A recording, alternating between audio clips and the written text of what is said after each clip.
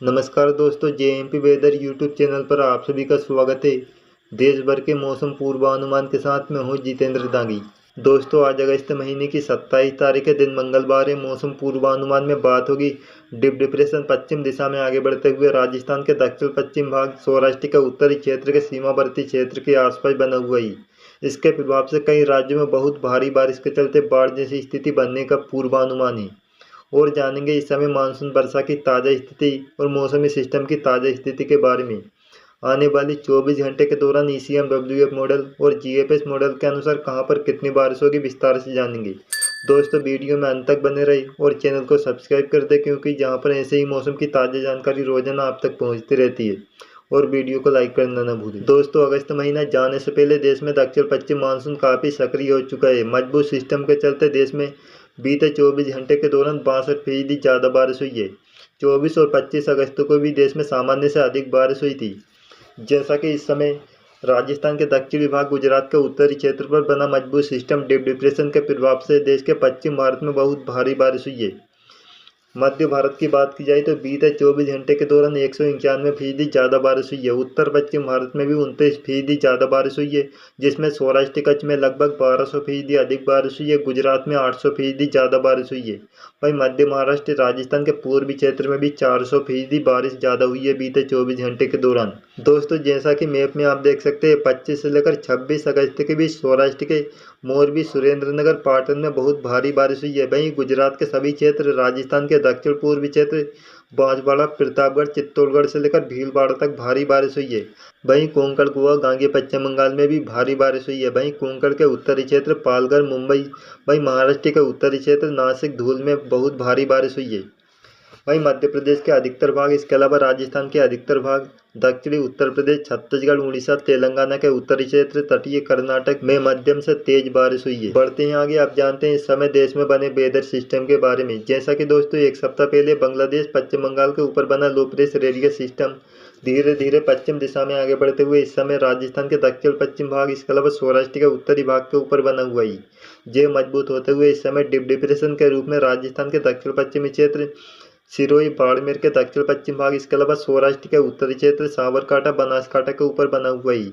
ये उत्तर पश्चिम दिशा में 24 घंटे में आगे बढ़ते हुए बाड़मेर के पश्चिमी क्षेत्र में पहुंचेगा, जिसके बाद दक्षिण पश्चिम दिशा में आगे बढ़ने की संभावना है। दोस्तों, अगले 48 घंटे में यानी कि 29 अगस्त तक ये दक्षिण पश्चिम दिशा में आगे बढ़ेगा। कच्छ के उत्तरी क्षेत्र, पाकिस्तान के दक्षिण पूर्वी क्षेत्र, कराची के आसपास बने रहने की संभावना है, जिसके बाद ये अरब सागर के उत्तर पूर्वी क्षेत्र में पहुंचने के बाद 30 अगस्त को कमजोर पड़ने की संभावना है। दोस्तों, इस सिस्टम के अलावा बंगाल की खाड़ी के पूर्वी मध्य भाग के ऊपर एक कम दबाव का क्षेत्र 24 घंटे में बनने का पूर्वानुमान है। यह भी पश्चिम उत्तर पश्चिम दिशा में आगे बढ़ेगा और मजबूत होते हुए well marked low pressure area system बन सकता है। 28 अगस्त की शाम तक कम दबाव का क्षेत्र बंगाल की खाड़ी के मध्य पूर्वी भाग के ऊपर बनने के बाद ये उत्तर पश्चिम दिशा में आगे बढ़ते हुए बंगाल की खाड़ी के उत्तर पश्चिमी क्षेत्र, उड़ीसा के तटीय इलाकों के आसपास लगभग 29 या 30 अगस्त को well marked low pressure area system बन सकता है। यह भी लगातार उत्तर पश्चिम दिशा में आगे बढ़ते हुए मध्य भारत में पहुंचने की संभावना है। वहीं एक साइक्लोनिक सर्कुलेशन इस समय पश्चिम बंगाल के तटीय इलाकों के ऊपर बना हुआ है। एक और साइक्लोनिक सर्कुलेशन दक्षिण पूर्वी उत्तर प्रदेश के ऊपर बना हुआ है। वहीं इस समय मानसून ट्रफ की बात की जाए तो जैसा कि ये अपनी सामान्य पोजीशन में इसका पूर्वी हिस्सा है, जबकि पश्चिमी हिस्सा सामान्य पोजीशन से दक्षिण में है। जैसा कि इस समय बंगाल की खाड़ी के उत्तर पूर्वी भाग से होते हुए पश्चिम बंगाल, इसके अलावा झारखंड, उत्तर प्रदेश के दक्षिण पूर्वी भाग के ऊपर बना साइक्लोनिक सर्कुलेशन से उत्तर प्रदेश के झांसी, इसके अलावा मध्य प्रदेश का उत्तरी क्षेत्र ग्वालियर से होते हुई राजस्थान के कोटा, इसके अलावा जैसलमेर, बाड़मेर पर बने डिप डिप्रेशन तक बनी हुई है।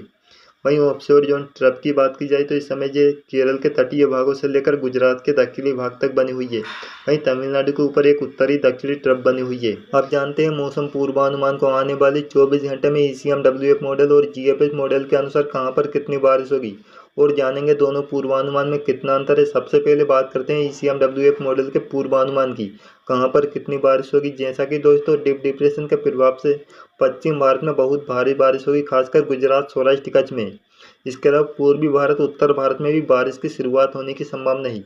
सबसे पहले उत्तर पश्चिम भारत की बात की जाए तो 24 घंटे में जम्मू कश्मीर, हिमाचल प्रदेश, उत्तराखंड में गरज चमक के साथ हल्की बारिश होगी। एक दो स्थानों पर मध्यम बारिश की स्थिति बन सकती है।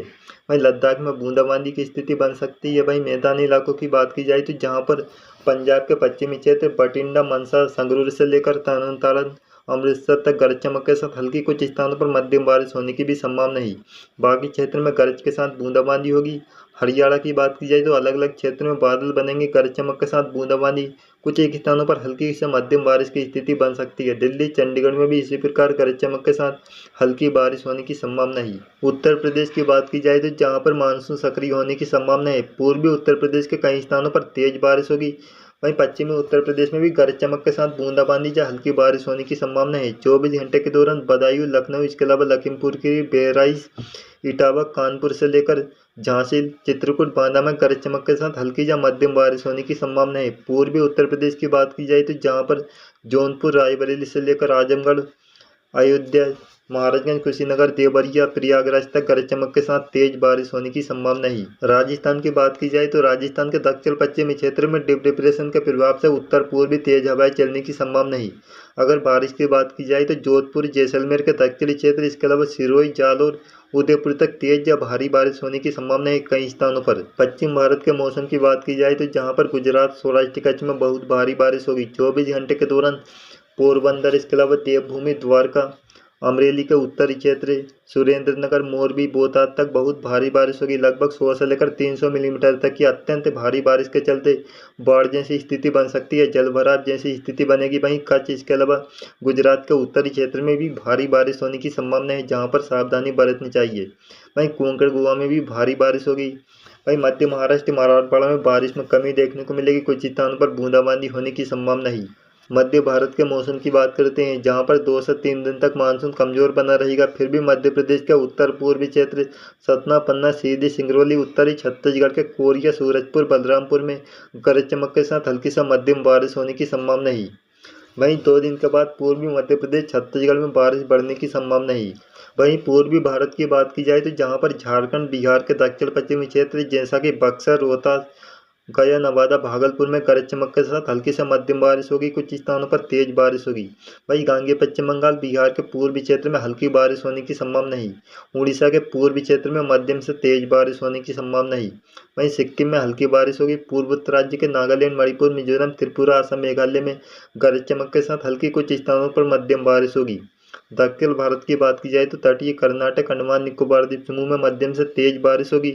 अब जानते हैं जीएफएस मॉडल के अनुसार कहां पर कितनी बारिश होगी। ईसीएमडब्ल्यूएफ मॉडल और जीएफएस मॉडल के पूर्वानुमान में कितना अंतर है। जैसा कि उत्तर पश्चिम भारत की बात की जाए तो जहां पर ईसीएमडब्ल्यूएफ मॉडल की तरह ही हरियाणा के दक्षिणी क्षेत्र, पंजाब के पश्चिमी क्षेत्र में हल्की, कुछ स्थानों पर मध्यम बारिश होगी सीमावर्ती क्षेत्र में। वहीं जम्मू कश्मीर में तेज बारिश होगी। जीएफएस मॉडल के पूर्वानुमान के अनुसार उत्तराखंड में भी हल्की सा मध्यम बारिश होगी। वहीं उत्तर प्रदेश के उत्तरी तराई वाले क्षेत्र में ईसीएमडब्ल्यूएफ मॉडल की तुलना में जीएफएस मॉडल के अनुसार कम बारिश होगी, जबकि दक्षिणी क्षेत्र में तेज बारिश होगी।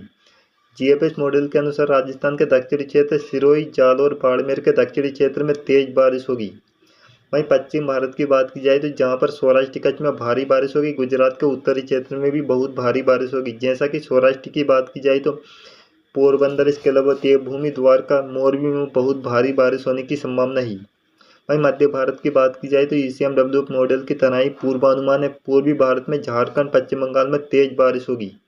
दोस्तों, यह था ईसीएमडब्ल्यूएफ मॉडल और जीएफएस मॉडल के अनुसार पूर्वानुमान का वीडियो। यह वीडियो आपको कैसा लगा हमें कमेंट में जरूर बताएं। आप सभी का बहुत बहुत धन्यवाद।